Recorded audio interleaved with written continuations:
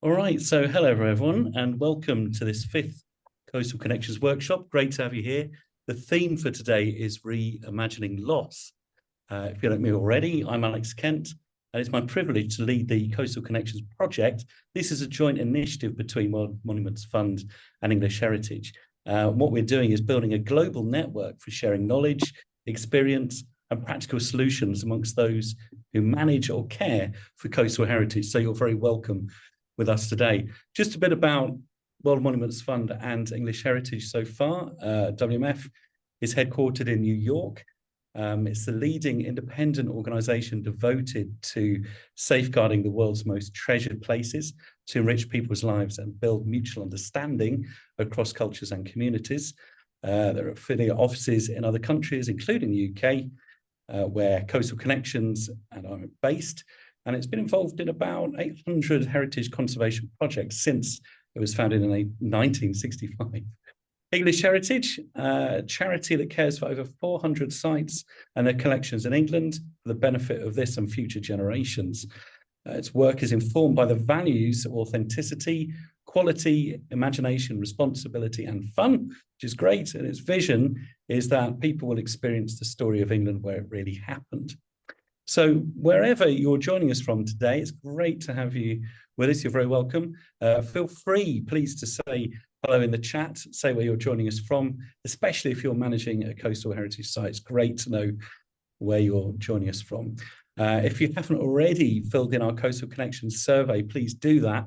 It takes about 10 to 15 minutes, and that really helps us to know more about the challenges that are facing coastal heritage sites around the world, and more importantly, how we can develop some meaningful and useful resources. We have some response in already, of course, but it'd be always great to have more. So you'll see the link for that in the chat, but that's something to do perhaps after the session today. That would be great. As usual, what we'll do is hear from our speakers first, and then after a brief Q&A session, we'll have about 10 minutes for that.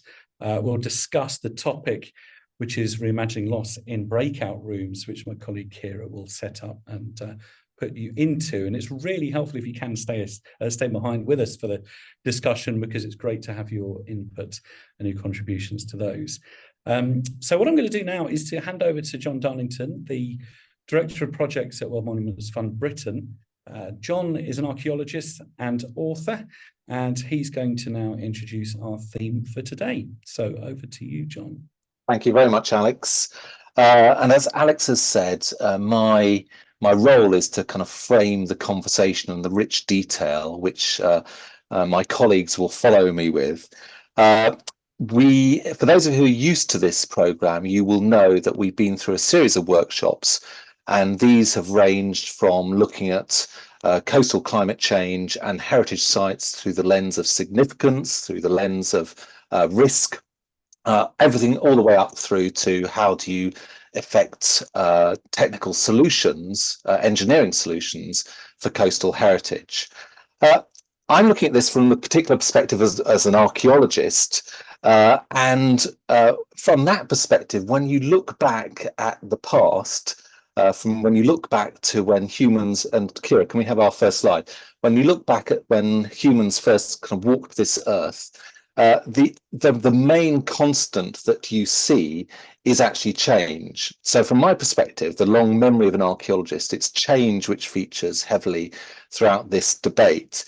And that change ranges from the creation of places, from their adaptation, all the way through to their transformation. And that transformation might mean that they turn into dust. There are lots of steps upon the way from that, though, where places get adapted, reused, repurposed in lots of interesting ways. So transformation takes many, many different forms, and transformation can be accelerated. That move from something to loss can be accelerated by places not being valued or not finding a new use. And our topic today is very much about how we reimagine that big topic of loss. I just wanted to give two kind of examples of that by way of framing this conversation. So this is Dinas Dintley in Wales, What you're looking at in the kind of middle right of the picture is an Iron Age hill fort constructed in the 2nd century BC. But the main thing I wanted to pick out from this picture is that just by looking at it, if you don't know this site at all, you can see at least 3 major transformations have taken place. So ignore the modern palimpsest of houses and roads, concentrate on the hill fort itself in the middle of the picture. And you can imagine the first transformation is that originally there was a landscape without a hill fort. There was either a Bronze Age or a Neolithic landscape, which looked entirely different to the one which was then built upon by the hill fort builders in the 2nd century BC. So the Iron Age in England and Wales. And that hill fort would have looked nothing like the thing that you see today. So you can see the outline of a rampart, hopefully. That would have had a timber palisade on top. It would have been much more substantial. The interior of this hill fort would have been filled with roundhouses, with granaries, with stock pens, with animals, with people. The ditch which surrounds it would have been far deeper, and the rampart beyond that far higher, probably also topped with a timber palisade. And then beyond it, the landscape would have been a farmed landscape of the Iron Age and the Romano-British period in the UK. So we have a landscape which had no hill fort in it. We then have a landscape which has a hill fort in it. And then the hill fort goes out of use. It loses its original function, probably in the 2nd century AD. The people leave, the stock leaves, the timber is probably reused or burnt. The earthworks soften into earthworks, the ditch fills up, and we are eventually left with something like the landscape we see today, which is an earthwork within a pastoral context. So that's our second major loss, our second major transformation. Our third transformation that we can just see at a glance is, of course, that there has been the natural process of the sea eating away at this site, probably from the medieval period onwards. So half of the, or a third of the hill fort is probably missing. The rampart that you might have existed this side, which has now been eaten away by the cliff. So just from a glance, we can see one site which is transformed on 3 major occasions. The same is exactly true, and if we can go to the next slide, of a regular visitor to this series of workshops, which is Hurst Castle. So the same thing, you've got on the left-hand side Hurst Castle. In the middle of that picture, you might be able to make out the core of a fort created by Henry VIII. This is on the south coast of England, created by Henry VIII in order to defend his realm against his European neighbours. That site itself transforms over a period of centuries when the technology of armour, of arms, of gunpowder increases. So the huge bastions you see either side of the central core are a response to the evolution of warfare. But if you go to Hurst Castle today, it's not a military site at all. You go to Hurst Castle today, and as Alex has said, it's part of English Heritage's National Collection. It's a place of visitation, a place of enjoyment, of learning, a place where you can eat an ice cream, sail a boat, walk your dog, just enjoy it as a heritage attraction. If you were to offer English Heritage 4,000 French visitors, which might have been something not encouraged back in Henry VIII's day, they would welcome them with open arms. So we have a transformation of this site, a well-known site. So our role, and this is the kind of key point for me within this conversation, our role, or part of our role in terms of managers and users of these places, is that we should be looking at the careful management of change. If change is inevitable, if loss is inevitable, we should be looking at the careful management of change. And that, for me, is the very definition of conservation. So the topic which my colleagues are going to follow up with is very much about how we tackle transformative change or loss, and how do we manage it? How do we recognise this? How do we celebrate it or mourn it? How do we record it? How do we engage in the conversation with those who cherish these places or who don't care about these places? And how do we proactively manage the process rather than just react, especially in the context of coastal climate change? And on that note, I'll hand back to you, Alex. Great. Thanks very much indeed, John. That's really, really fascinating and a great introduction to some of these thoughts and conversations that I think we're going to get right into today. But let's move then straight on to our speakers. And as usual, we've got a great panel that are really keen to share their expertise with us, which is good, and drawn from all different parts, or some of them anyway, to share their approaches. I would say, if you've got any questions, feel free to put them in the chat, and then we'll try to address those that we can after all of the speakers have presented. We'll have about 10 minutes for that, and then we'll break out into the smaller groups for a discussion. But first of all, then, let's go straight away to our first speaker, Imogen Wood, and I'll just introduce her to you. So Imogen is a senior national consultant of Heritage and Climate at National Trust. She's the lead for conservation advice relating to heritage management in the face of climate impacts at National Trust, Europe's largest conservation charity. Imogen's got a background in archaeology, environmental science, and master planning, and previous work areas included heritage risk at Historic England, farmed environment at Natural England, environmental management and master planning for large estates, heritage significance and impact assessment. So we're really looking forward to hearing what Imogen is going to say from a National Trust perspective. So over to you, Imogen. Thank you, Alex. Can I just check you can still hear me? Yep. And it's still working. Great. First of all, I'd like to say thank you to the Cherish project, because clearly this image is one that we've all got a lot of use out of when trying to engage people with climate change and how that's having an impact on the coast. So thank you for that introduction. I think just importantly, from my perspective, it's about all those heritage assets, and it's about the context within which they sit. So I think what John said out there is really pertinent to everything that that I'm working on and that I'm talking about as well. If I could go to my first slide, please. So at the National Trust, we have well, quite a lot of land. We've got 250,000 hectares of land, but we've also got 800 miles of coast. And so the first thing we needed to do was to understand our exposure to the different climate hazards that were going to be affecting all of our places and all of our individual assets, and think about how we might adapt, but also demonstrate that adaptation. So this little list here sort of sets out the way that we have approached that. First of all, about understanding our exposure to those different hazards, and then thinking about the measures and thresholds for change. And I think in terms of heritage management, we've already established now that it's really not going to be as precise as the tipping points that you might associate with natural ecosystems and specific species. It's a little bit more nuanced than that, and it's also going to be bespoke to the different places that we manage as well. We need to demonstrate that we've got a baseline and an understanding, so we cannot monitor and demonstrate adaptation if we haven't got an idea of where we are and how we're managing things at the moment. So we need to have an idea, and then we need to make sure that any changes that we are affecting on sites, even if it's just a decision to do nothing right now, is monitored in some way and is recorded. So that then comes into the people who work in our places and making sure that they understand that they have the agency to make climate informed decisions, but also that they can make those decisions. And I'll come back to decision making shortly.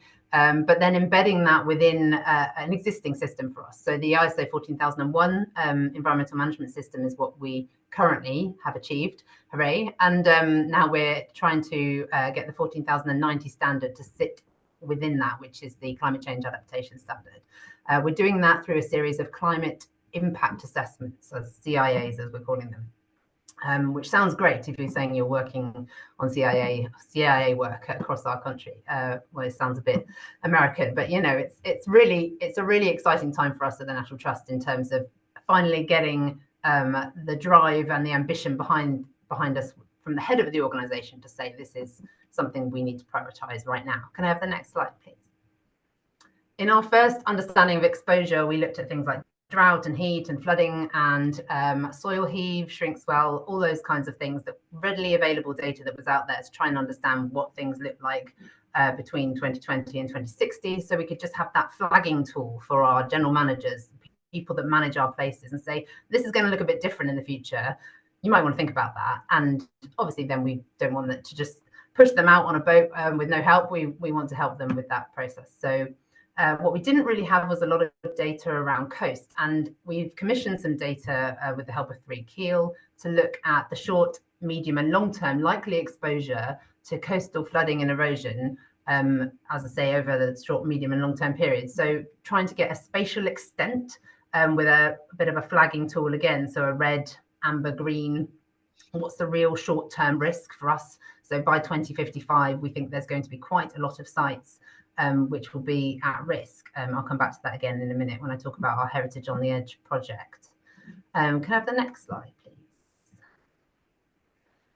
In order to conduct our CIAs, our climate impact assessments, we did a pilot a few years ago. I think some people in the room were actually there, looking at Mount Stewart and trying to work with UCL's Climate Action Unit to make those climate informed decisions, but looking at on a place basis at things that were going to be affected, particularly again by coast and coastal change. So this dramatic visual that we've got, courtesy of Mark Canata on the Cassandra project, shows really easily from an 8.5 scenario, which is those different sort of scenarios. You might have seen the lines for those who aren't familiar with climate science and graphs, which nobody really likes. The worst case scenario, basically. So planning for the worst, but hoping for the best, and looking at the steps along the way that might lead us to this scenario where a great big chunk, a character area, if you like, of the park and garden ends up underwater at times of coastal flooding. It's already flooding. It's only going to get worse. What do we need to do as a property, working with the local authority, working with regulators to make those changes over time, and make sure that we are preparing our people for those changes as well, not just the assets in isolation. Can I have the next slide, please? So we've now done 40 pilots across the country, well, across England, Wales and Northern Ireland, looking particularly at that place-based approach and looking at pathways for change and at what point we might make changes.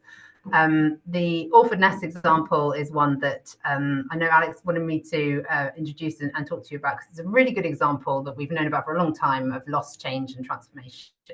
If you don't know the site, it's ex-nuclear testing facility in Suffolk, or at least I think it's an ex-nuclear testing. I don't think there's anything going on underground or anything anymore that we don't know about, hopefully. But it's also a heavily designated site in terms of the wider landscape. And that's what I was talking about at the beginning. So noting back to John's comments around those steps for transformation, it doesn't just happen usually. Sometimes things do collapse or drop off cliffs, but quite often it's a process over time, and that landscape changes around these things as well. The assets themselves change, and that's often a decision when they're under the organisation, so like a conservation organisation like the National Trust. We don't normally just let things fall apart. It's often a conscious choice, which it is in the case of the pagodas or pavilions, if you prefer, at Orford Ness. But it's also about how are people using those sites? What's the visitor behaviour, and are we providing public benefit by providing access? So if health and safety suddenly outweighs access, do we stop access in order to make sure that we can conserve the structures as long as possible, or let them fall apart? Weighing those things up is a really difficult decision-making process, and it causes a lot of tension. Can I have the next slide, please? Sorry, I haven't changed on my screen. The key part there is the understanding the significance. So there's a big difference between just neglecting things and making a choice not to repair them. And I think that's what we were talking about, the careful management of change, that word around conservation, and how we define that is really important.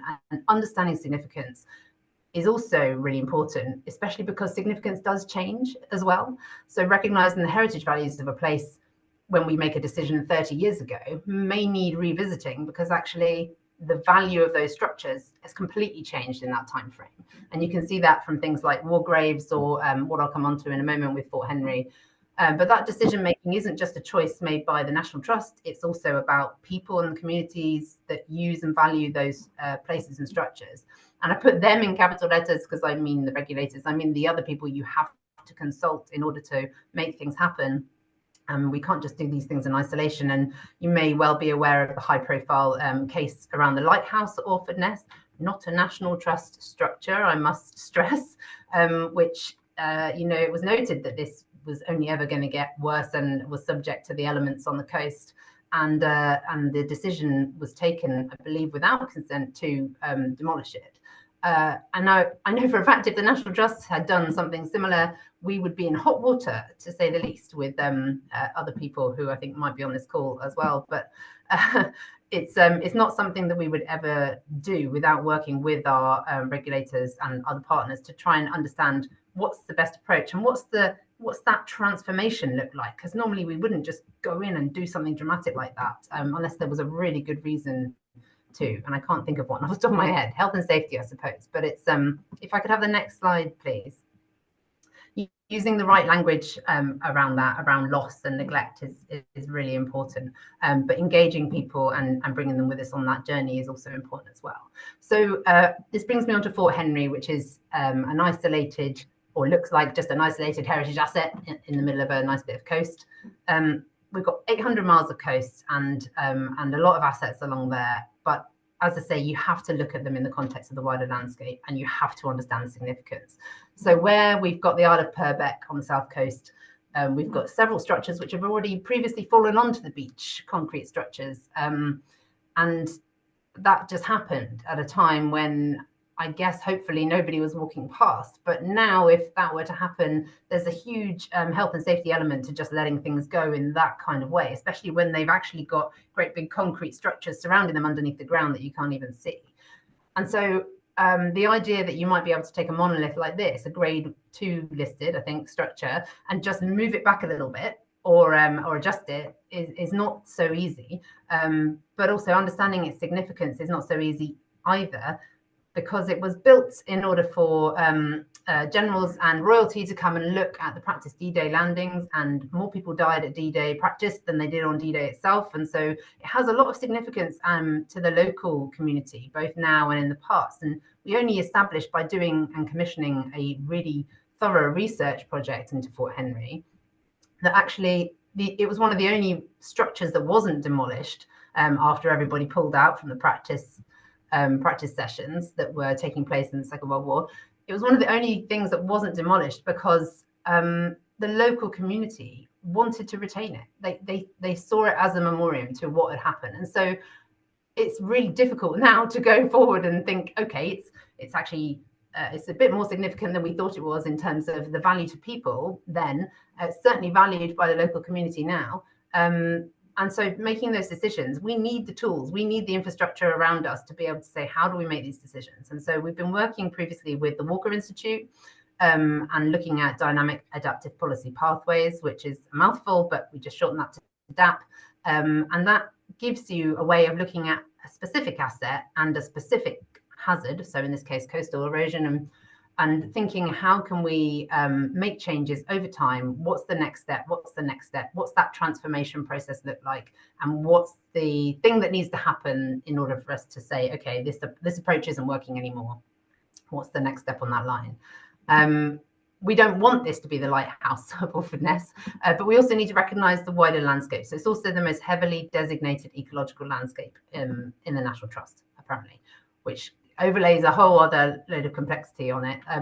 The last time this cliff eroded, it eroded by 4 meters in a storm in the late 90s, and we're only 4 meters away from the edge now. So time is of the essence. Could I have the next slide, please? Just over a minute. Yeah, I appreciate I've gone over. I'm pretty sorry. So just to mention our Heritage on the Edge project, this is, again, as I say, 800 miles of coastline.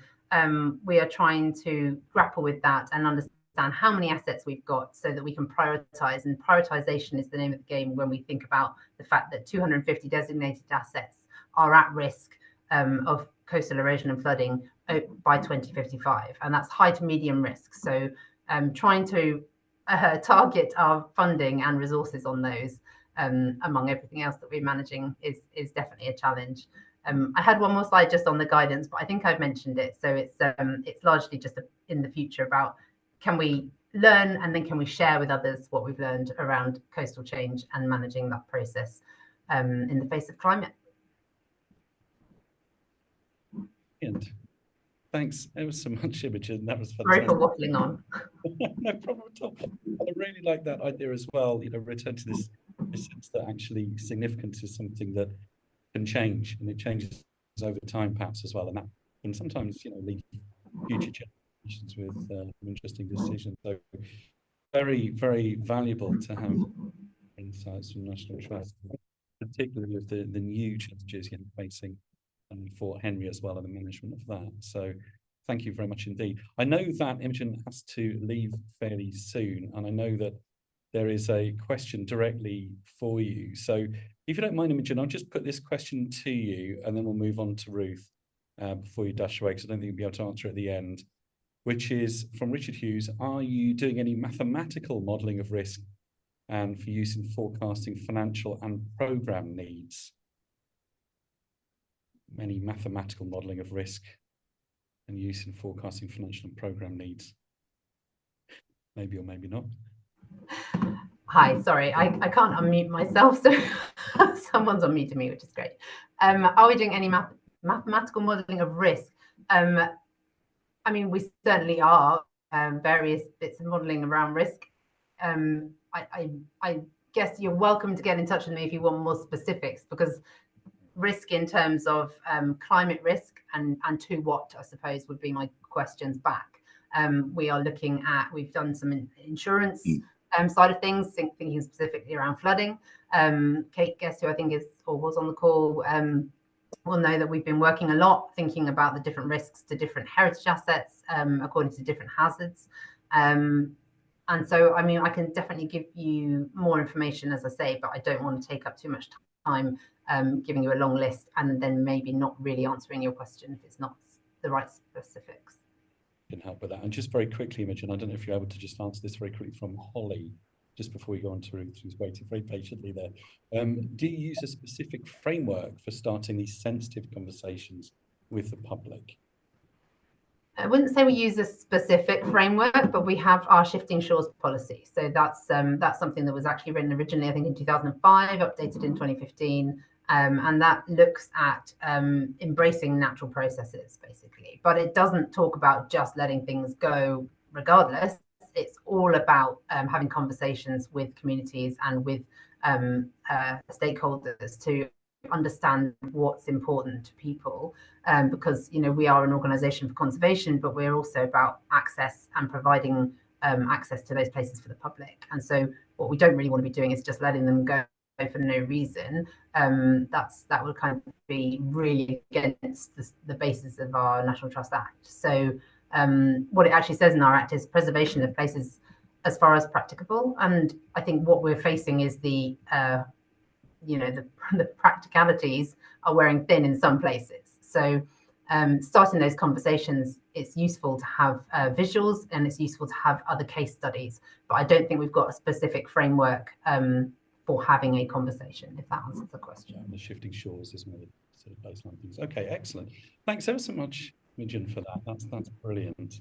And all the best to you. We'll now move on, I think, straight to Ruth Mullett from the UK Exeter Heritage Trust. So thank you, Ruth, for waiting there. Let me just introduce you to everyone. So you're the head of buildings and conservation for the UK Antarctic Heritage Trust.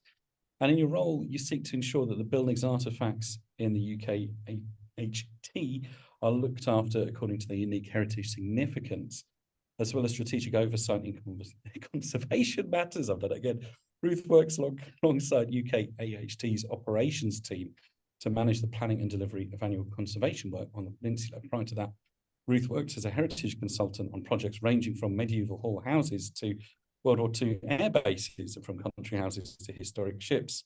Before entering the historic environment profession, Ruth trained as a medievalist and taught manuscript studies and literary history at the University of Geneva, Economic University, USA. And I imagine, again, from the picture in the slide there, Ruth, that you're used to dealing with environments that may be slightly colder than Geneva. And but we're really glad that you're with us. So please take it away, and we look forward to hearing what you have to say. Thank you. Thanks so much, Alex. Can I just check that the sound is working okay? That sounds beautiful. Great. Thank Brilliant. You. Thanks so much, everybody. It's a privilege to be here, and sort of privilege to follow Imogen's wonderful talk there. So as Alex has said, I'm I work for the UK Antarctic Heritage Trust, and we're a very small charity. We consist of about 15 permanent employees. And one of our key roles is as the custodians for 6 designated historic sites on the Antarctic Peninsula. Could I have the next slide, please, Kira? And the sites in our care are distributed along the eastern edge of the Antarctic Peninsula. They're all coastal. Some are located just meters from the sea, and they're all actually situated on small islands. Dating from 1944 to 1975, it was at these sites that a formal scientific programme for Antarctica was established, and actually where some of the earliest climate research took place.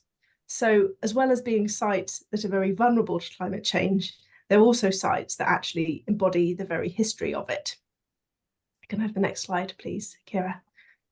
While the threat of loss is a driver of heritage conservation globally, has been for some time, Antarctica has something of a unique approach to understanding and designating its heritage. The 1959 signing of the Antarctic Treaty designated the whole continent of Antarctica as a place for peace and scientific research. It wasn't until the 90s, however, that the Antarctic Treaty System realised that it had a problem with waste.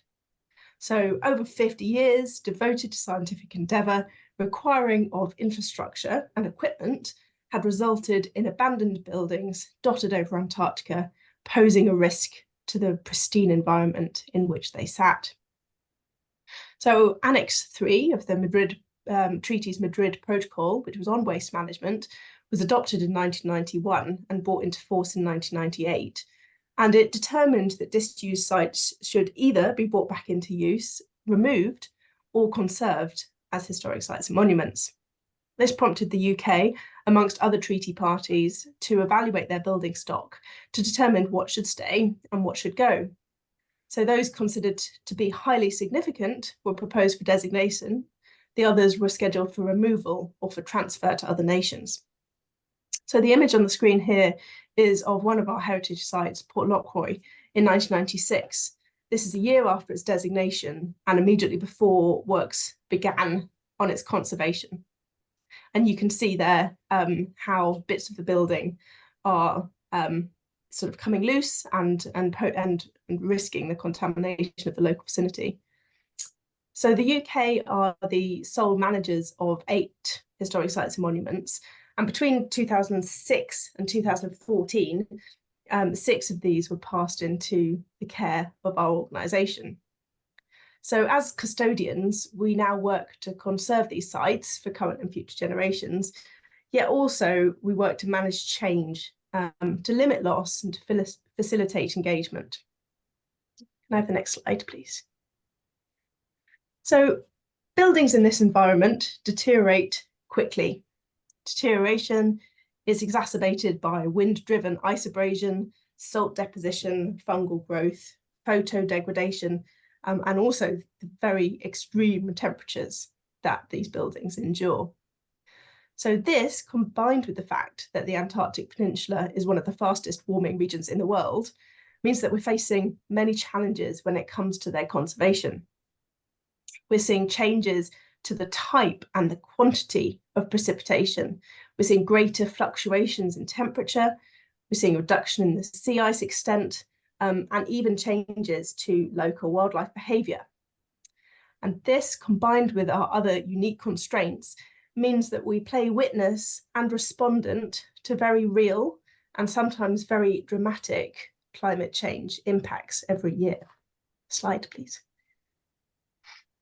Now, as we're not able to visit each site every year, and our sites are not visited over winter, we often don't know the extent of any damage until we arrive on site in the austral summer. This means that our planning cycles can be short and often responsive. In order to sort of respond to the needs of our sites, we find ourselves in a state of constant experimentation as we learn what works and what doesn't. And in many cases, we must accept some degree of change and try to embrace it as a continuation of the unique story of the sites. So this picture is of Port Lockroy. It's when our team arrived on site in November 2022, and sort of rather counterintuitively, very heavy snowfalls like this one, which have all but buried the building. I hope you can make out its flues and sort of the corners in that image. They're becoming more common, and they pose significant challenges, and not least this. If we could move to the next slide, please, Kira. On the top left there, you'll see the damage that was sustained to one of the roof trusses in the building as a result of this snow loading, and that beam has severed across its width. And once we had ruled out flitch plates due to the narrowness of the timber, it would have been an easy conservation decision to perform a simple like-for-like replacement of the timber. However, as we expect the frequency of snow loading to increase, and as these buildings were not designed to withstand these forces in the first place, we worked with our structural engineers to explore alternative solutions. So following advice to introduce structural steel, we went through a series of options to mitigate heritage harm before installing both a like-for-like timber replacement as well as structural steel plates a year later in December 2023. So on the bottom left, you see the works, you see the truss mid-works. Now, there is heritage harm, but I think heritage harm that we believe is justifiable when it's placed against the benefits of stabilising the building fabric and preserving the significance of the interior's artefacts and the contribution the space makes to the site's overall significance. So in addition, alongside other strengthening works to other parts of the roof, we commissioned a series of structural investigations to explore vulnerabilities elsewhere on the site. And this may mean further preventative intervention in the near future,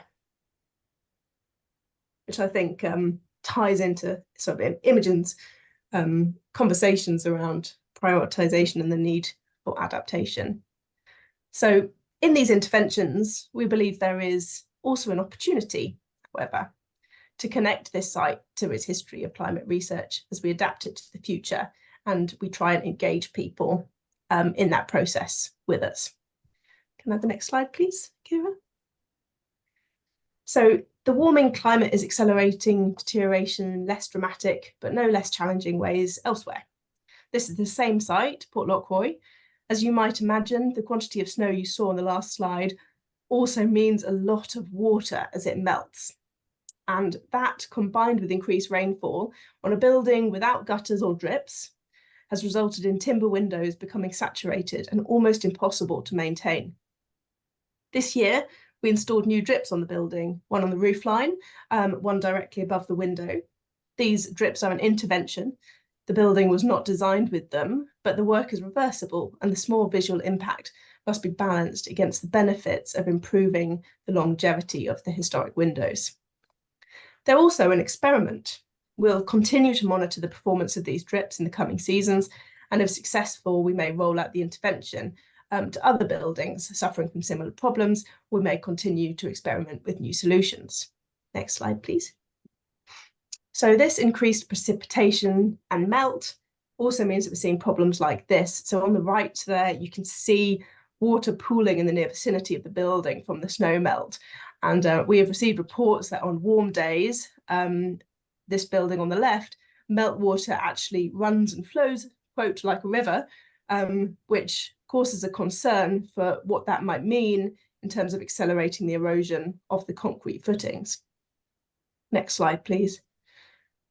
And as if to give us a warning, here is a situation at one of our sites, Base W, that we arrived to find this past season.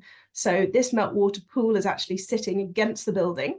Flow away from the building is inhibited by the topography, but also the multi-year buildup of ice underneath the hut. And these are recent pictures from February of this year. So we don't have a trial or proposal for the problem yet. We're working on it, but I include it really to demonstrate how quickly these changes can threaten a site with loss of both physical fabric and of significance, and how quickly we need to act to adapt it. And final slide, please. So at our sites, And in the remarkable region that we work in, we're seeing a really rapid acceleration of the effects of climate change. And the need to adapt our buildings to prevent environmental contamination and total loss is essential. We're trying to work quickly to propose solutions, mitigate and evaluate harm, and prepare plans, teams, and equipment to enact them. This does, however, mean compromise. It means experimentation, and it means responsive and agile decision-making. It also means trying to monitor and assess change. So we're doing this through embracing new technologies to survey, record, and digitize our sites. We're also working with other treaty parties on the development of a climate change risk assessment tool for Antarctic heritage to help ourselves and other international heritage managers in Antarctica identify sites that are particularly vulnerable. So while I've discussed some very remote, very isolated examples of Antarctica in this talk, as we're seeing today, this is a problem that we are all facing. It's a really great privilege to be part of this programme and collaboration. And I think this sharing of ideas is maybe the only way we can meaningfully tackle these changes. So thank you, and looking forward to the conversations in our workshop section later on. Excellent. Thanks so much, Ruth. It's really fascinating, not just to see these rather incredible structures, but also to understand some of the innovative approaches that you're really experimenting with in those very hostile environments. And, perhaps there's a lot that we can learn from that, as well as understanding approaches to loss as well, particularly as those effects of climate change set to accelerate. So thanks very, very much indeed for that. I think what we'll do, because of time, we'll just crack straight on and move straight to the next speakers.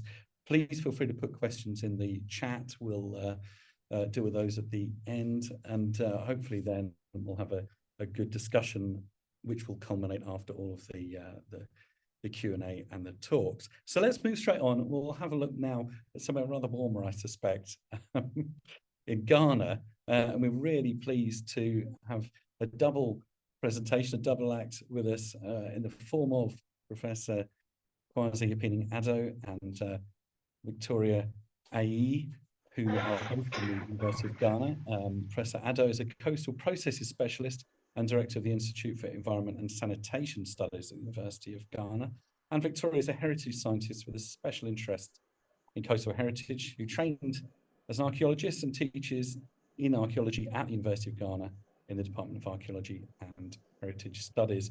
And we're really, really looking forward to what you have to share with us, particularly in terms of its coastal ports and its coastal.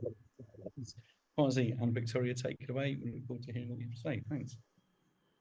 Thank you very much, Alex. So we'll be presenting on the coastal zone of Ghana and the heritage sites that are being threatened by sea level rise as a result of climate change. And then we'll also talk about some contestations that are going on within the coastal communities, and then give some pointers for discussion. Next slide, please. So the coastal zone of Ghana is a very active area. It's divided into three sections. We have the eastern coast, the western coast, and then the central coast. And within these sections, we have the heritage sites that are dotted along the coast.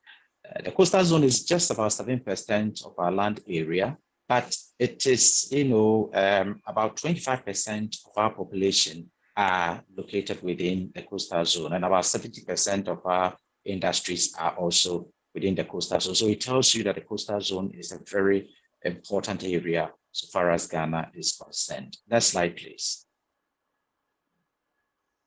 So sea level rise as a result of climate change has been identified to be a major driver of change within the coastal zone, resulting in increased erosion and flooding. In recent times, we've also identified that subsidence is also playing a key role in the flooding situations that we encounter along our coast. And these, hazards are threatening seriously the heritage sites that are located along the coast. Next slide, please. So presently, the eastern coastline has experienced an immense loss of heritage. And we can categorize this loss of heritage into three parts. We have total loss of heritage, the partial loss of heritage, and then sites that are threatened. Can you hear me, please? Yeah, that's all fine. Okay.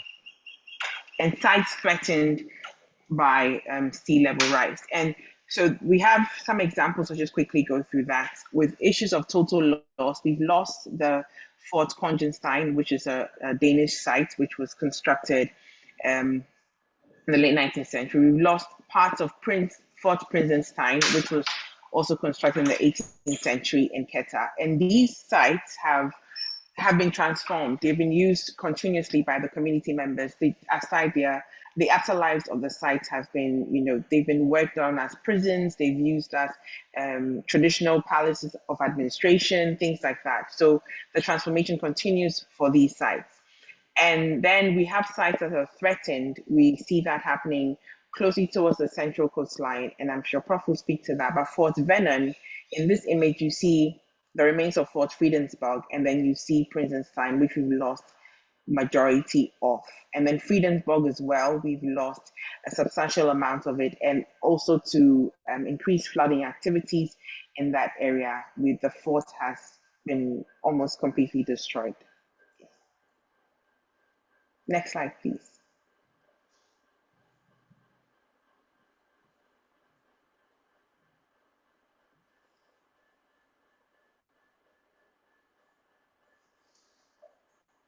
Hello, Prof. Hello. Yes. So what we have is that we are using, government recently is using several measures, basically using hard engineering approach in trying to manage erosion.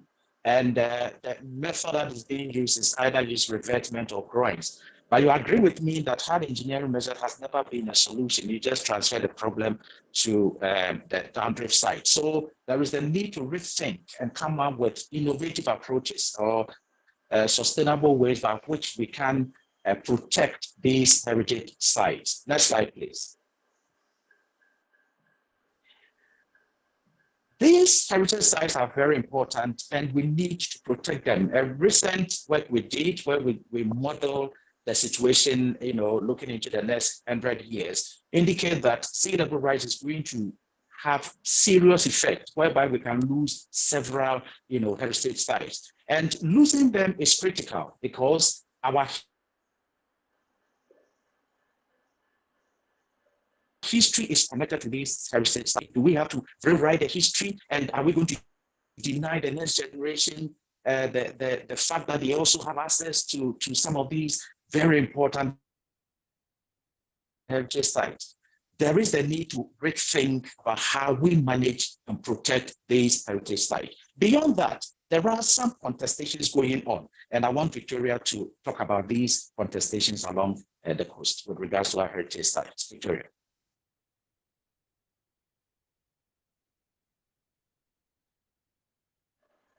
Hello.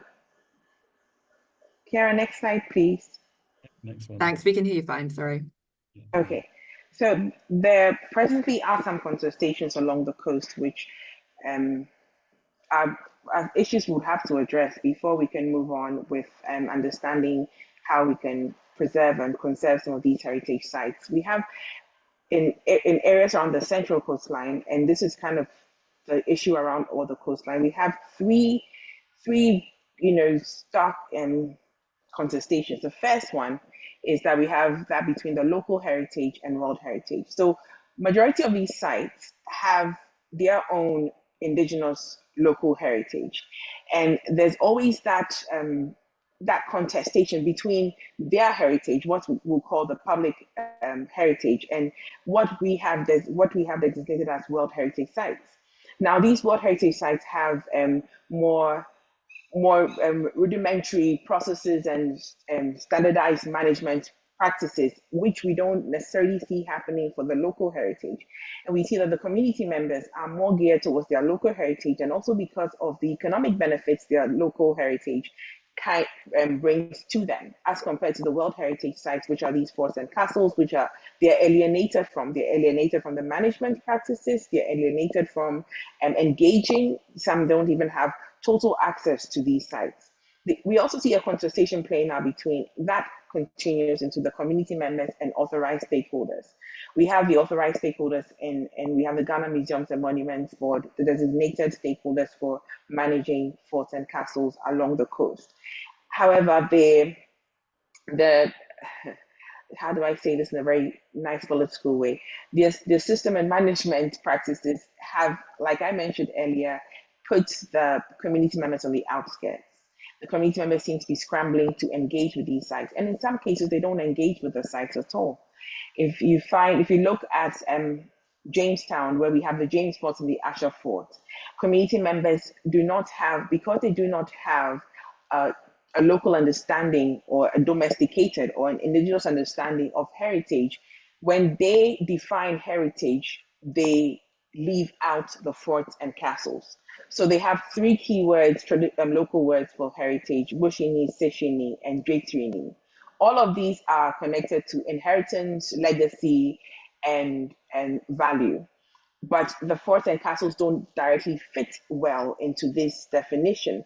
So when they define heritage, they end up excluding the forts and the castles. So when you raise up a conversation about the forts and castles, oh yes, they see the value of it, but the continuity, that the continuous engagement with it is something they could do without, because presently they do not have any direct benefit of the sites. You can play the heritage card, the fact that it's a world heritage, it's a shared heritage, it's shared knowledge, but community members are not engaging with it. Then we have the contestation between the ownership disputes, where we see the local community members asking who owns these sites, who manages these sites. We clearly don't manage these sites. So if you want to talk about ownership, then we can't lay claim to these sites. And then, so if we're not part of management, we're not part of preservation or conservation plans, and there are no traditional management plans that involve our views or our understanding, then if cases of loss rise up, their conversation and their contribution is not necessarily towards let's preserve. Their conversation is highly towards let's save what we can that serves us now, as compared to what we haven't even been engaged with totally over the years. And this brings us to, may I please have the next slide, please? Yeah. This brings us to the way forward. So currently we have a lot of sites which have been lost over the years, but we haven't done the extensive research to connect the loss of these sites to sea level rise and climate change and issues like that. The only area that we can speak to scientifically that we have research on is the eastern coastline. But when you look at the western coastline as well, there's a lot of heritage sites that have been lost over the years. Now there's a silence about that, and that's a silence we need to interrogate. That why is there complete silence, and why is the community not raising noise about what we're losing? And that actually fuels the issue, the fact that we do not have the communities engaged, and that contestation continues to thrive.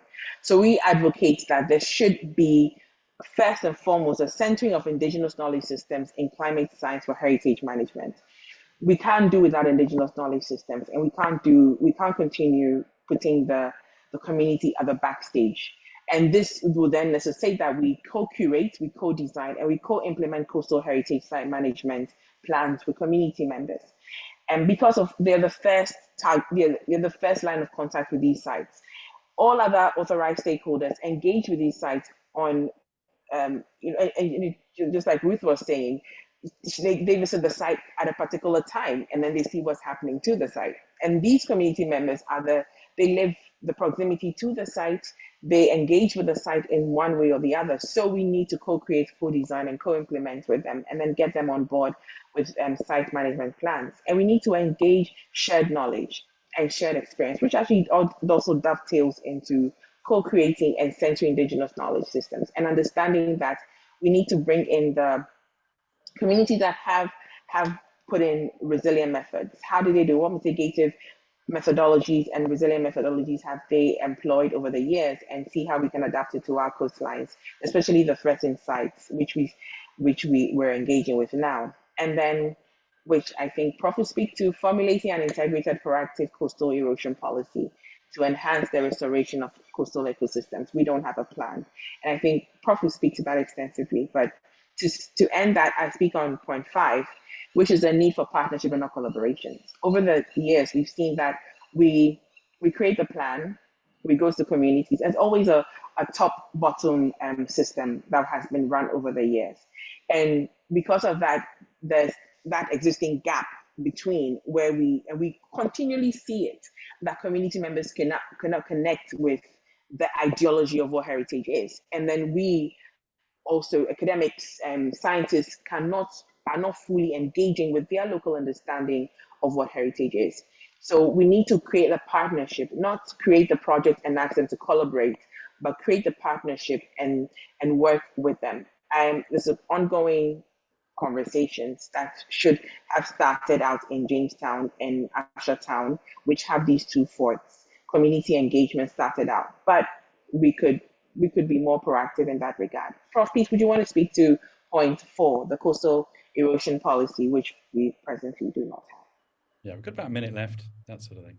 I think for want of time, what I can say is that we need to look at a holistic approach in managing our coastal system, with the coastal heritage being a focal point of that holistic approach. Thank you very much.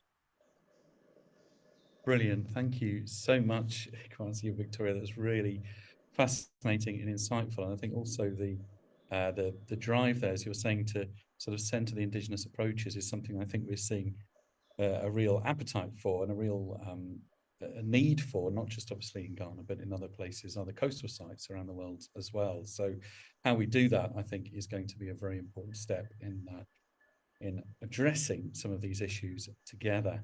So that's brilliant, and particularly also looking at the contested heritage that you raised as well. Fascinating. So thanks very much indeed for that. That was brilliant. And again, just a reminder, please put questions in the chat. We'll come back to those at the end. We have our final speaker now, which is Tanya Venture. And you might remember Tanya gave a talk, or as part of the panel, I should say, for the annual Mellon Lecture last year that was hosted by WMF Britain and the Royal Geographical Society, where we were talking about reimagining loss and that sort of thing. And this time, Tanya is going to be talking to us about articulating loss, a thematic framework for understanding coastal heritage transformations.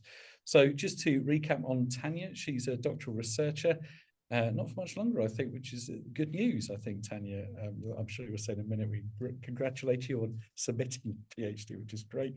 Based at the Cornwall campus at the University of Exeter, the current research is on the use of interactive documentaries as a tool for understanding and communicating inevitable archaeological change on the coast. Tanya's previously worked as a filmmaker and archaeologist for the Scape Trust. So it's really lovely to welcome you back again, Tanya, and we look forward to hearing what you have to say. Thanks a lot. Thank you very much. My name's Tanya. I have just submitted the PhD. I haven't quite got to the Viva yet, so that last little bit, but I'm feeling a lot lighter now. I'm just, so my PhD project's quite a cool one, really. It's a collaborative doctoral partnership. So it sits between the University of Exeter and also Historic England. So it's a project that's sort of supported by the heritage sector as well as a university institution. So that's really cool.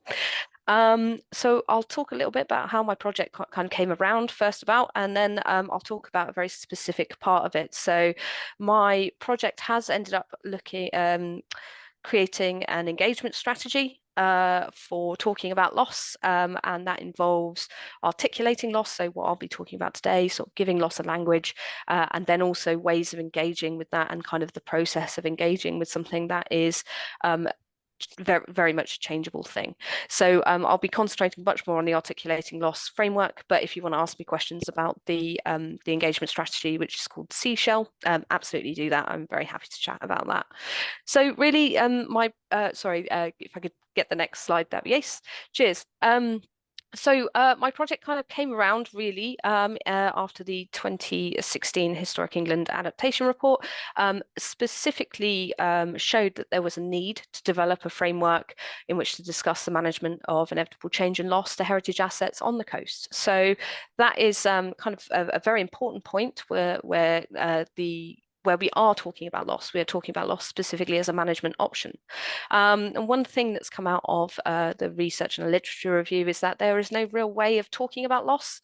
So there is no language really that we use. Loss is such a massive thing. How do we start to conceptualize that within the heritage sector and then communicate those sorts of changes out to the wider public, so interested communities and such. So that was what the Articulating Loss Framework paper was all about. So breaking down what loss means into 4 distinct themes. Each of those themes sort of has an underlying message, which I'll talk about today, and then kind of how could this be used by managers to apply those to that site, and I'll talk about that at the end.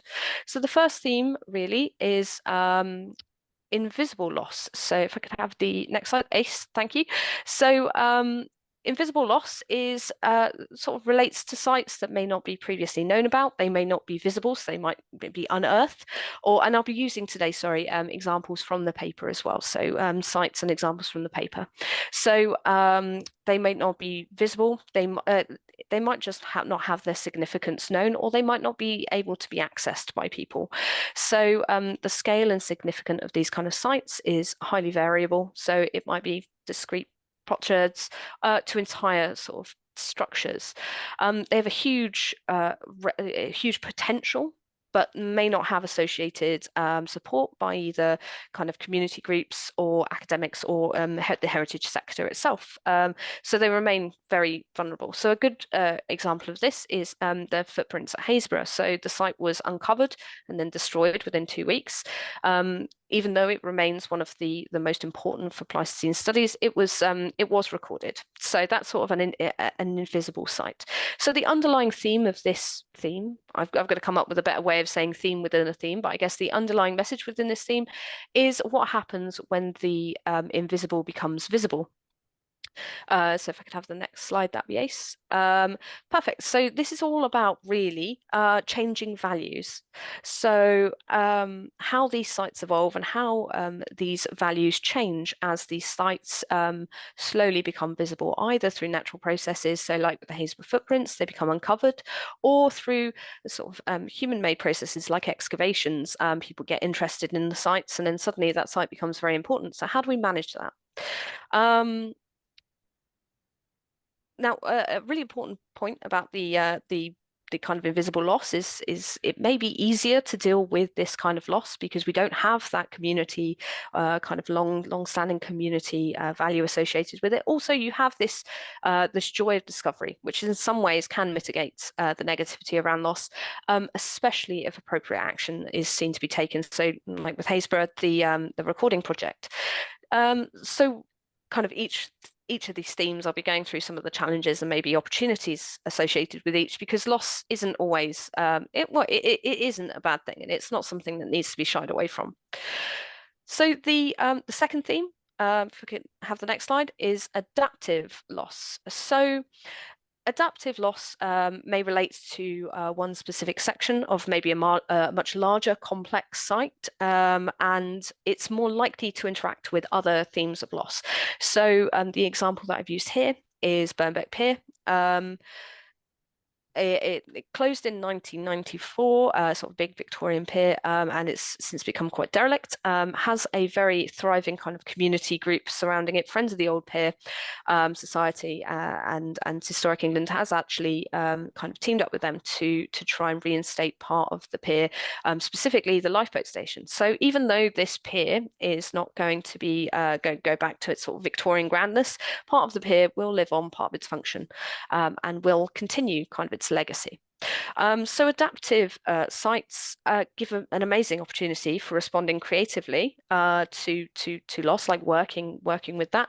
It's very highly dependent on funding, community interest, things like that. So that can fluctuate, which does create a lot of uncertainty. So if I could have the next slide, really the message at the heart of the adaptive loss theme is the importance of negotiation. So this really concentrates on negotiation of values and interests between different groups whose different needs need to be managed carefully. And it is really much, very, very much built on genuine engagement and kind of mutual respect. It also does invite, challenge to the static nature of heritage, and kind of opens up new perspectives on future change. So ideally, the adaptive release will be a collaborative sort of project between communities and the heritage sector that will unfold sort of over an extended time period with kind of give and take, what can happen, what will happen, gives ownership to both managers and communities, and therefore sort of legitimacy over the sites. So taking control of their own story and kind of really guiding that where they wanted to go. The third theme is inevitable loss. So as the name implies, it's loss that can't be stopped. That's it. It will happen at some point, but we don't know when. So it could be sort of this slow incremental damage. It could be followed by big kind of periods of extensive loss, such as, after storms and things like that, big things might happen. Public safety and access also become a concern when inevitable loss is sort of happening, and those kind of big changes. The problem with inevitable loss is seemingly stable sites can suddenly transform overnight in the case of storms and things like that. So that or the change can take place over a human lifetime, much longer than that possibly. But the idea is to always have in mind this inevitable idea of loss in the end. So I use Hurst Castle as an example of this. So there was a partial wall collapse in 2019, and though it may be repaired, it will represent an ongoing vulnerability. And if it's not the castle, then it may well be the spit itself that does eventually go. So this kind of this theme specifically is looking at how do we build in an ending to a site, and how do we work with that? So one important kind of key aspect is the idea of kind of inaction or perceived inaction, more or less, with these kind of sites, especially when things are going on behind the scenes. So it's all about clear and consistent communication, because inaction can be seen as can sort of be misconstrued by different groups, and that can lead to a breakdown in relationships.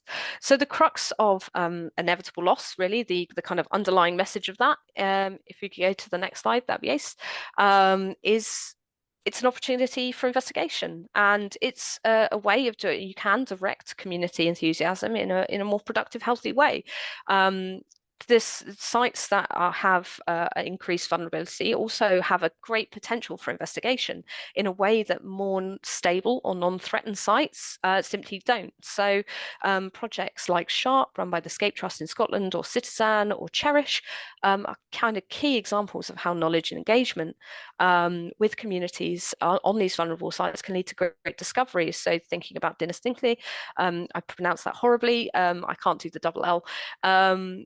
The sea has effectively given us a half section through a hill fort. Now, we couldn't just go out onto a hill fort and just half section it. What we do have with this inevitable theme is the opportunity to do that in a way that the sea is essentially an archaeologist for us. So the last theme is radical loss, and radical loss is looking at heritage within a landscape, so not just a site but the landscape scale, rather than just the heritage site itself. So it might also include infrastructure, and it might also include infrastructure, housing, roads, things like that. So the example here is Fairbourne. It's called Britain's first climate refugees, when in 2019 the decision was made to move to no active intervention. So this kind of loss is grand, and it's not about just the heritage. Actually, it uses heritage as a way to create future histories. So if you go to the next slide, that'd be ace. it's kind of actually challenging the role that heritage has in society, with communities and within the heritage sector, as a vehicle for really understanding like landscape change, bigger change, and future losses. It's also, you know, most of us actually seem to be archaeologists or have archaeological backgrounds. Rarely is anything completely lost. We're thinking about those kind of future histories, what we leave behind, how do we do that? And it can be, you know, narratives around relocation, for example, can use heritage to create kind of smoother transitions and kind of make places more meaningful. It's very much interrogating, why is this landscape important, and what is it about this heritage asset that makes us kind of connected to that landscape? How do we recreate that identity, and how can we express that? So if we go to the last slide, now this framework is not designed for me sitting in my little office wherever to give you, say, actually, if you tick all these boxes, you're definitely invisible loss, you're definitely radical loss, whatever. Nobody knows your sites better than yourself. So this is merely kind of a guideline. It's more of a guideline than an actual rule set. So the important thing is that you now have 4 themes, 4 language kind of ways of expressing the type of loss that your site might be going through. These types of loss will change over time. You know, it might move from inevitable to adaptive, and then actually back to inevitable, and then radical. So this is something that really comes out in the seashell, the engagement strategy, which I don't have enough time to talk about today, unfortunately, but this kind of movement of themes. Really, though, it's kind of giving you a guidance. It's saying, okay, so what type of loss do you think is most important, is going to bring out the opportunities for your sites, and how would you then kind of work with communities and with managers on the ground, you know, larger factors at play, sort of how would you work with them to really get the most out of these sites and actually work with loss rather than against it? So yeah, there we go.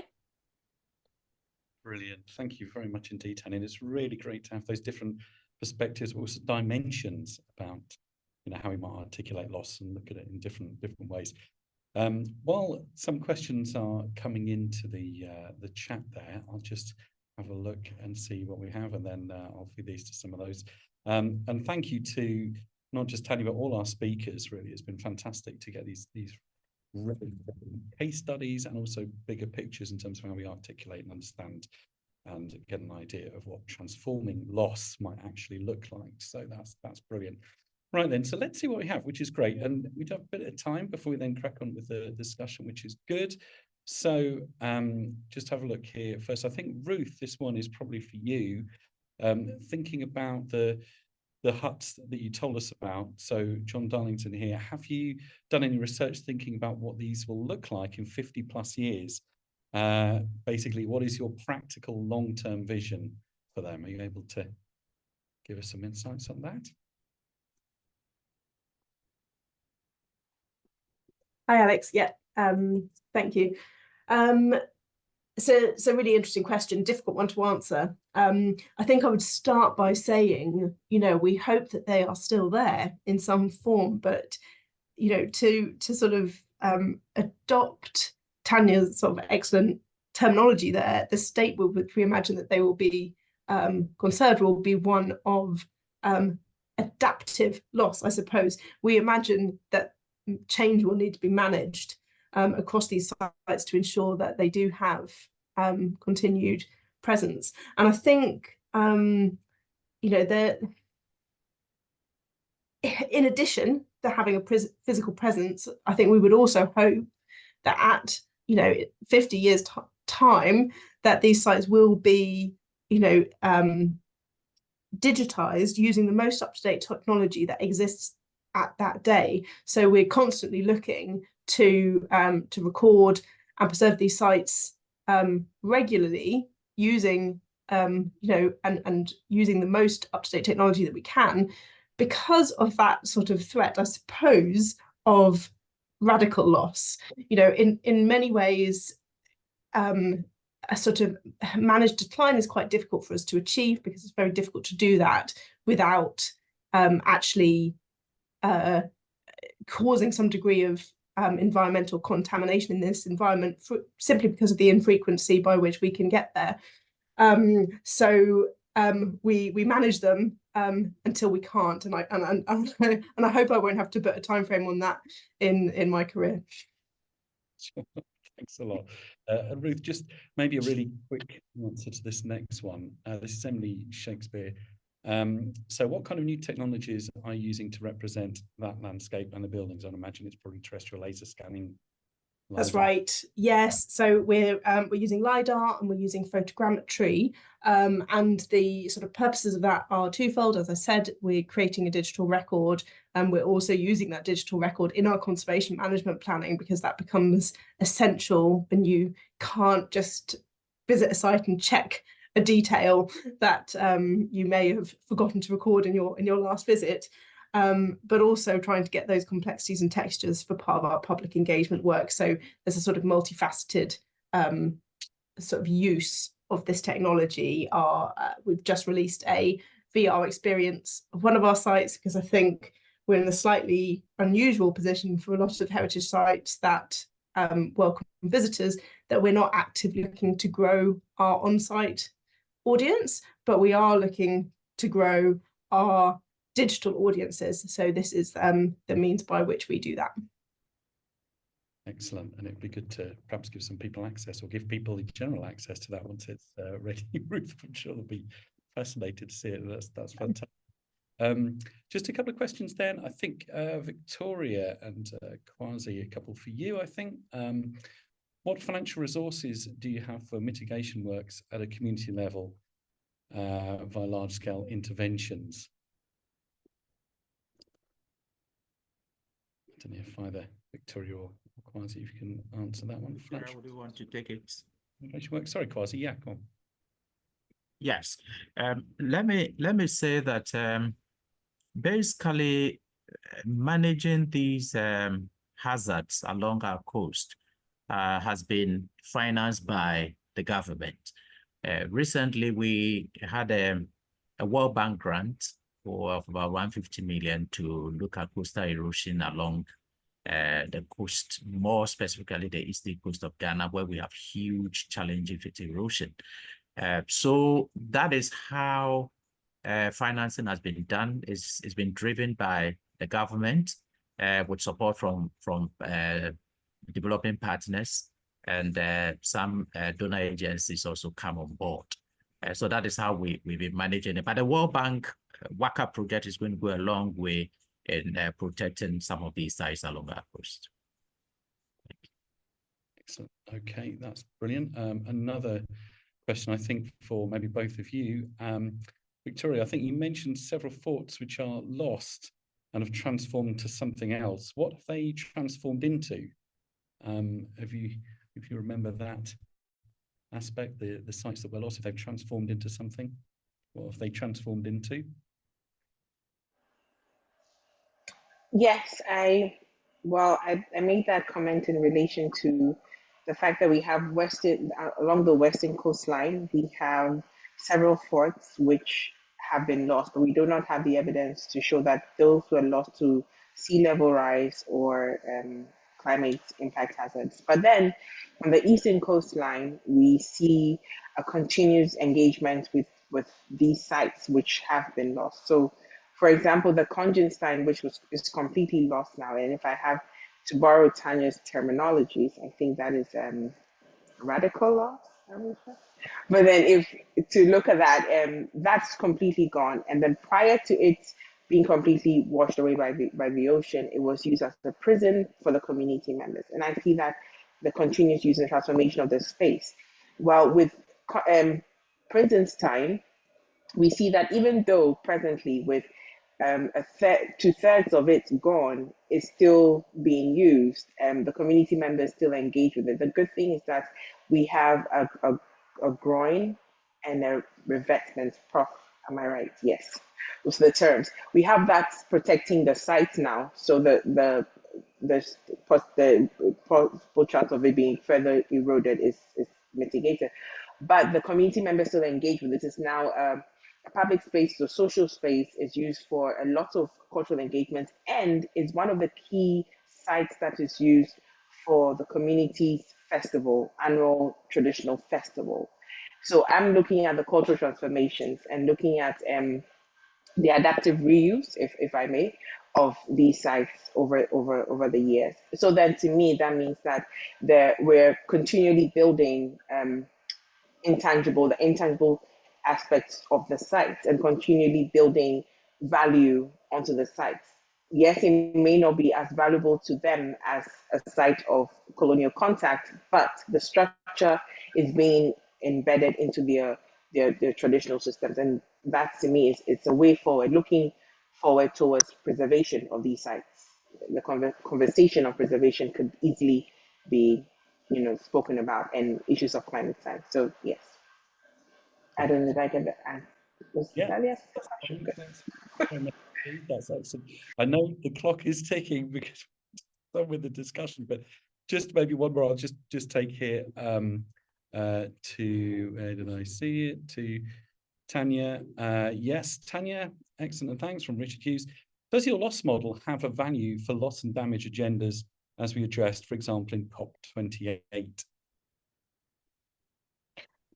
Yeah, so I'm not exactly, okay, so this is a little bit rubbish of me, but I'm not exactly sure what the loss and damage agenda was. I assume it's sort of a like more of a model of how we deal with loss and damage and the kind of predictive parts of that and things like that. And correct me if I'm wrong, but I guess my engagement model, so my seashell and the articulating loss framework that it sits within, and the interactive documentaries that I've used as participatory sort of practice engagement tools, it's not so much so I work in a what I've called a post-prioritization space.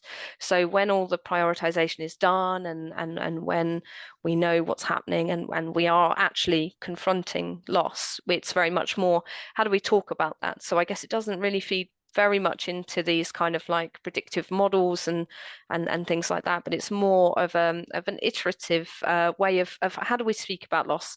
The seashell is kind of like the proposed method for how we do facilitate those conversations, like what are we looking at, how will those change, and how do we react to those changes. Articulating losses, how do we speak about those, like what language do we use, and then the iDocs and the interactive documentaries and other sort of participatory practice engagement strategies are actually how do we facilitate those conversations. So my project's not so much in the sort of modeling sphere, I guess, as much as it is in the how do we facilitate these dialogues, how do we start these conversations, and how do we kind of keep those conversations going, and how do we guide those conversations without going off on sort of splitting off into different sort of tangents and things like that. So I hope that kind of answers the question. I apologies for not knowing exactly what it is. So yeah. Thanks very much, Tanya. I think it's important to say that, again, we can follow up with some of these questions as well and put people in touch if they want to. Just get in touch with Coastal Connections at wmf.org.uk, as is in the chat there. I know there's some other really good questions we don't have time to address now, but we'll do our best to make sure that we can follow those up and get or continue those conversations, because they are very, very valuable. But I'm really keen that we now move on to the discussions. I want to then introduce Caitlin DeSilvey, who is a professor of cultural geography at the University of Exeter, and her research, as you will know if you attended the first Coastal Connections workshop on significance in January, it explores the cultural significance of change and transformation with a particular focus on heritage ecologies and climate futures. So we'll hear from Caitlin first, and then I'll explain what we'll do in terms of the discussion. But Caitlin, great to have you with us again, and over to you. Okay, thanks, Alex. Okay, so thank you to all the speakers for some really stimulating and wonderful talks. And Alex just asked me to take 5 minutes, and I'm going to be strict about this, just to reflect a little bit on what we've heard, and then hand it over to the Kara to put us in groups. And I guess I just wanted to touch on a few things that were coming out for me. And I think there's sort of 5 different little findings for me in this discussion we've heard. And I think the first one is just we need to be precise about what we're losing, right? So there's been discussion, often a sort of assumption that we're talking about the loss of fabric, of stuff, of things, built stuff. But I think actually sometimes what we're talking about, and Victoria sort of touched on this in a really interesting way, is actually the loss of the opportunity to engage with a place, the loss of a use of a place, of a community function for these sites. And I think those more intangible connections to the, you know, and the loss of that is actually sometimes more profound for people than the fixed thing, the heritage asset. And it came out a bit in the discussion about Fort Henry, where Imogen pointed out that the reason why they hung on to that sort of not very spectacular feature is because it was a reminder, a memorial for the people who had been lost through the preparations for D-Day. And like, so I guess being precise about what's at stake and what's being lost might help think about sort of being a little, holding on a little bit less tightly to the physical artifacts if what you can do is sort of sustain that connection in a different way. And I think Victoria's comment about the use of those ruined sites is really interesting in this light. You can still stay connected even if the fabric has changed or disappeared or been altered. Yes, the second thing that came out for me is remembering that, you know, going out and, you know, doing studies of significance and prioritization is a dynamic act. It's not a static one. So when you also raise, you know, call attention to the potential for something to be lost, you almost inevitably raise its significance. And so there's this sort of way in which we perpetuate the problem by trying to do a really good job of being specific about, you know, oh, this is that significant for this reason. And then actually end up having the sort of opposite effect, because once you've studied it, you always find something exceptional about the thing, and then that makes it really hard to let go of. So there's just something there. I think the other thing that came out for me is this, something I've been thinking about a lot lately, is that the decision, you know, being able to choose to lose and transform in a certain way is a privilege. Like, and if you have the resources and the time to do a really thoughtful job of that, great. But we are now entering a space where we are going to be seeing a lot more, and we're already seeing it, really, like sudden damage, storms, floods, wildfires, and that kind of unpredictable loss, I think, is already the reality for a lot of people. And I think sometimes the heritage sector like gets really focused on small stuff, you know, just this thing. And for me, there's something about kind of coming up with a global ethic around, well, if we hold on lightly to this thing here in this place, rather than pouring resources into prioritization, then maybe we can divert some of those resources to recording in a place where actually they're about to have to abandon something. And so that's, I think, something that WMF offers the opportunity to have discussions like that around where you put limited resources in a time of real instability. And then I guess, yeah, two last things. I think for me, one thing to really remember is that response to that kind of sudden loss can be really unpredictable. And even though there might have been a decision made to like work with natural processes and change, the National Trust has actually had two recent really interesting examples of like Sycamore Gap, where people came in and planted a new tree, right? and this little bridge in Norfolk where the bridge was washed out, and they didn't want to replace it because it was a triple SI, and in the end, the villagers replaced it because they wanted access to the marshes. And I think, again, I think we need to be able to respond flexibly to that impulse to care and repair, and that as a self-organizing thing, and acknowledge that actually that is what those connections that people make in the moment when they're fixing the thing that's been lost, like, rather than discouraging that, actually that energy is really something that then gets us to that place where, you know, as Victoria was talking about, you have that community celebration, or the care and repair that happens in that moment of compromise and invention that Ruth was talking about, where they arrive and bits are gone, you know, and they have to prop something up. Like, I think that just celebrating those moments where people just step into the gap, you know, and recognizing that loss does provide opportunities for us to reconnect and make new meaning in relation to that process. So I think that's where I'm going to leave it, but we have some wonderful questions. Should I go over them again, Alex, just for people? Well, yeah, you can just read them if you like, Caitlin. Any of your approaches on that would be good. Yeah. Yep. Okay, so I think we're being asked to think about how have today's speakers challenged our thinking on approaches to conserving coastal heritage. Could the approaches to understanding or managing loss that we've heard about be implemented on a site that you care for, or that you if you don't care for it directly, I think that you care about, maybe. And then what challenges would you face in reimagining loss as a positive transformation? So it's one thing to talk about it, it's another thing to do these things in practice. So what challenges would arise if you put yourself in this space?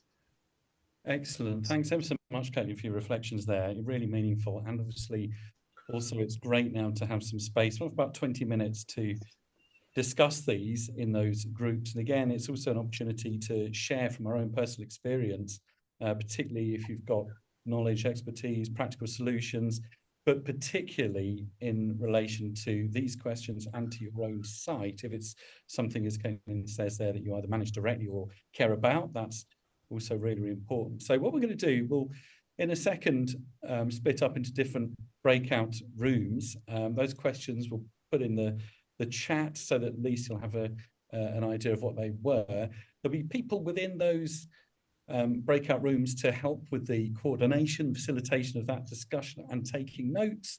But if you also want to volunteer to take notes, feel free to do that.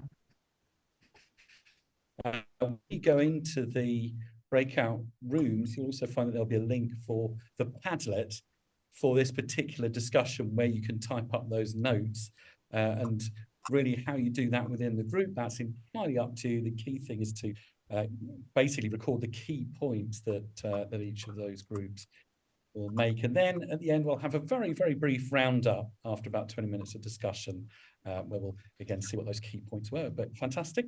So stand by, you'll be all right. We've only got a little bit of time here to feedback, so we won't have to go through all of the questions for all of the groups, because it'd be really good if we could finish pretty much on 6. So what I think we'll do, we'll just have a quick roundup from each of the groups. So let's see who we have here. Scott Goodwin, are you around? You want to feedback from your group if you're here yet? Sure, happy to do so. I'm hoping that Amy will chime. Is also busy taking notes, and I'm trying to get a grasp on everything that we discussed. Yes. There was a lot that was said. I think one of the things that we picked up on as a theme throughout our conversation was sort of the language of loss, not just the articulation of it, but some of the ideas that Caitlin had suggested in her roundup around the need to be precise about being able to state what's at stake. And that in to sort of or maybe a counterpoint to this idea that loss is such a messy thing, was something that jumped out as sort of a first point of our conversation. If we need to be precise and we need to be doing a certain kind of articulation around loss, for whom is that precision a tool? Is it for us, the professionals, when we're dealing with communities that may be thinking at a more sort of holistic level about the state of loss, maybe more in terms of that radical loss that Tanya was talking about, where heritage issues of loss are bumping up into matters of livelihood, matters of relocation, et cetera? Is there a way that we can be articulating with that kind of level of precision and have it be connecting with people, the people with whom these places matter? So that was sort of a starting point for the conversation. We ended up talking a lot about loss as a word. We ended up talking about modes of documentation or capturing into ways of grappling with or working through loss as something that sort of implies a kind of grief or mourning that needs to be worked through, as opposed to ideas of change or transformation. We talked about categorization and the sort of site versus the landscape level. I was in a group with Amy, Iwasaki, Sam, and Ahmed, and Sam works at a natural heritage site. So we talked a little bit about difference of perspectives in terms preservation of cultural heritage and natural heritage as well. Amy, do you want to add anything as I continue on? Sure. Ahmed also pointed out that there really is a need to learn from each other by using these sorts of case studies and talking more, so we can learn for the future from each other how to cope with loss. And yeah, I mean, I think just reiterating around the vocabulary of loss, it's a very negative term, and I think we have a human instinctual aversion to this, or to think of it as a negative thing. So maybe there is a need for something with a bit more complexity, but at the same time, it does evoke these very, this emotional side of it too, and how there's how it is all about learning how to deal with these very human, very emotional, stages of grief and mourning. I think that's about it. Yeah, okay.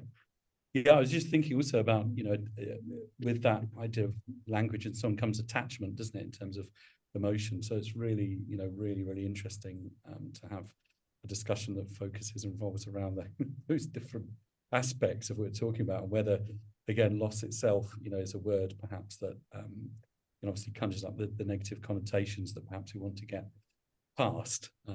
But yeah, okay, fantastic. Right, I'm keen that we move on to the other groups. So thanks very much indeed, Scott and Amy, for that. That's brilliant, really, really useful. So Emma, I don't know if you're able to feedback perhaps on your group. That would be really useful, and then we'll hear from Ruth. Absolutely. So I was in a group with several of the speakers, so we actually had a chance to actually draw out some more of the themes from their presentations. But sort of the first thing that struck us whenever we all looked at the first question is the overall view in the group was that we were all actually, as heritage professionals, quite comfortable with this idea of loss. And I think everyone was very much on the consensus that, change is very much inevitable. But what we did draw out from the UK perspective is we had Marcus in the group who works, I think, for Historic England, is that is very challenging, obviously, within the statutory framework within the UK. And we haven't quite got the answer of how we're going to address this going forward, but it's certainly something that we need to look at. But something else that we really talked about is this idea of change is actually inevitable. Then we really need to begin to communicate with the local community. And that's very important. And this is where Victoria talked a little bit more about her research and what she was talking about in her presentation about partnerships.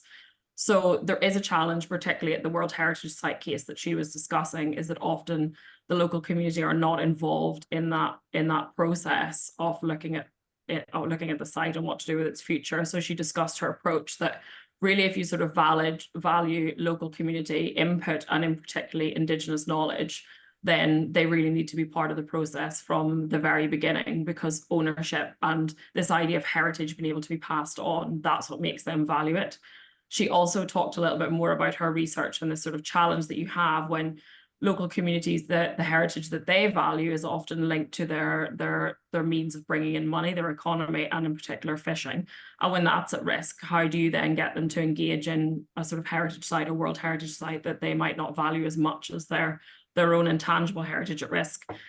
And we also had a very good sort of live case, which was a sort of rhetorical question put to the group, which was Sandfoot Castle. It's obviously at risk of collapse due to coastal climate change, and it would take quite a large intervention to save the castle. It's on the Jurassic coast, and their policy from a natural standpoint is obviously no intervention, but that's not the policy within the heritage world, and we've talked about that with the statutory limitations. So the question that Marcus posed to the group, which we obviously didn't get to the bottom of, is what do you do? And I don't know, Marcus, if there's anything else that you want to say on that, but if not, then that's all from my group. I'll just say that I offer that as a personal viewpoint. It's not Historic England policy. As much as I might agree personally with adaptive release, we have not adopted it as a institutional policy. But there are issues, although we might agree with it conceptually, or I might agree with it conceptually, there are issues implementing it, and they will vary from site to site. Indeed. Thanks ever so much, Mark. It's good to see you as well. And, again, sort of highlighting the importance of the site-specific nature of this, and obviously the nationally specific circumstances in which, we all work, and that those are very, very different. And that obviously brings its own challenges. And, that whole idea of normalizing change reminded me of the presentation that we had at the other workshop, I think the previous workshop from Soetke and Verwoest in Brussels University in Belgium with the Tesseract project, where one of the key, I suppose, motivations there, what they're trying to do is to normalize change. And a lot of the let's say, the minds of the visitors that visit the coastal sites along that Belgian coast. So that, in a way, is another interesting dimension to all of this in terms of how people can best understand these processes and understand that change is inevitable. Okay, fantastic. Thank you, Emma, and for your addition there, Marcus, at the end. So Ruth Mullett, are you able to give us a brief overview of your group at the end there? Hi, Alex. I will certainly try and do justice to our conversation. We had some really interesting conversations in group 2. We sort of started by actually sort of reflecting on some of the Antarctic examples and thinking and exploring the idea of prioritization and how do we decide, what to save, what not, is everything worth saving? And we sort of reflected on that before moving on to sort of consider other different concepts of vocabulary and of techniques. We talked about when does sort of avoiding loss become restoration, when or is it maintenance, and when do we really need to sort of sweat the details of every decision that we make? And sometimes we have the opportunity to do that and sometimes we don't. And I think, the great point made by Rob, I think, talking about the privilege of a position that sort of the UK Antarctic Heritage Trust is in, to be able to sort of think about the conservation of these sites as a collective, whereas meanwhile, in the Arctic, we're seeing widespread loss of heritage sites in their thousands and potentially not necessarily being talked about. And sort of on that note, we then had some really interesting thoughts from Kate around the sort of sociological impacts of loss, and she was able to share with us some of her experiences of loss in the local community in the north of England. And we sort of spoke about the sort of the impacts that loss had on local communities, and how perhaps that there's sort of a negative attitude to loss may be able to be sort of shifted to something more positive. And then I think we sort of ended by reflecting on Victoria's comments from her presentation around collaboration versus partnership, and really sort of reflecting on how interesting that comment was, and how this idea of partnership and consultation on projects that relate to change is really important for managing change successfully. So I'm sure I've probably missed things out there, so apologies to members of my group if I have. But yeah, please do shout out if I have anything further that needs to be said. Great, wonderful. Thanks so much, Ruth. And again, that's a really interesting point, isn't it? That also going back to the point Victoria made about partnership, not necessarily collaboration. And again, that sort of empowerment that brings, and the sense also that there is something valuable that we have that we can share and learn together going forward. So I suppose in a way there is that direct sort of link, obviously, with Coastal Connections, in terms of the fact that we are revealing that really it is partnership, and in partnership that we can perhaps overcome these huge challenges, particularly conceptual ones like how we understand and deal with loss, notwithstanding the fact that we've obviously got very different local and again national circumstances. But that's fantastic. Thanks very much indeed. And again, if those that are putting the notes into Padlet, or in fact anyone can do that, if you follow that link to the Padlet, you can add up more notes. That's really, really useful, because then we can capture more about those discussions. That's really valuable, because we can then get different perspectives from different people that are joining us from around the world, which is great. So really not much to say on this, apart from to thank you all for coming along, particularly our speakers, John, Imogen, Ruth, Victoria, Kwasi, Tanya and Caitlin, those of you that helped facilitate the discussions particularly, and my colleague Kira Shine, who worked tirelessly behind the scenes to make sure that we all run smoothly. So that's been really fantastic. What we will be doing is getting the recording of this workshop and the others up as soon as possible on our website. along with the fact sheets. There's already one that exists there, which you'll see from Hurst Castle. And it's important to say that this is a key output from the Coastal Connections project, the idea being to broaden awareness of all of those challenges, processes, and practical solutions that we face in managing coastal heritage around the world. And so what we're doing is producing these, I'll say, in partnership with site managers.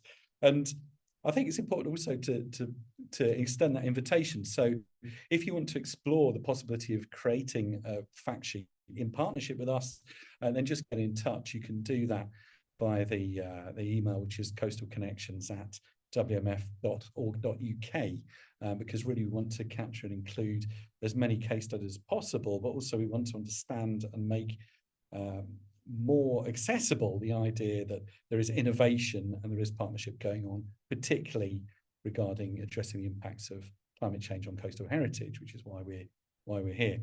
Again, just another reminder before I sign off that if you would fill out the survey that I mentioned at the beginning, that would be really useful, so we can think about developing resources that are also more meaningful for you, that can help you, and also so that we can find out more about you and your site that are taking part within the Coastal Connections workshops. And speaking of which, just finally before I sign off, I just want to say obviously that we've got our next workshop on the 25th of June. This time we'll be looking at telling stories or storytelling with Indigenous and intangible heritage. Again, looking at some real world examples from across the world, including those in Tanzania and in the UK and beyond. So we look forward to that next month, and hopefully seeing many of you again for that with us. So that's really all then we have to add for this last workshop before we then start the storytelling with Indigenous and intangible heritage next time. So thanks very much indeed for coming on, and we'll see you next time. And yeah, all the best. Have a great day.